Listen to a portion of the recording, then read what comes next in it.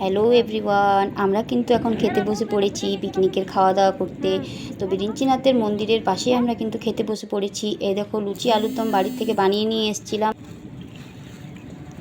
তো আমি কিন্তু লুচি খাই না, আমার শরীরটা খারাপ ছিল, আমি কিন্তু মুড়ি খাচ্ছিলাম। আর এই দেখো আমার বড় কিন্তু খেতে বসে পড়েছে, ওর খাওয়া প্রায় কিন্তু শেষের দিকে।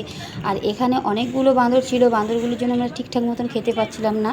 তো আমাদের যা যা খাবার বেড়েছিল সব আমরা ওদেরকে খাইয়ে দিয়েছি, কারণ ওরা প্রচণ্ড ডিস্টার্ব করছিল আমাদের খাওয়াতে।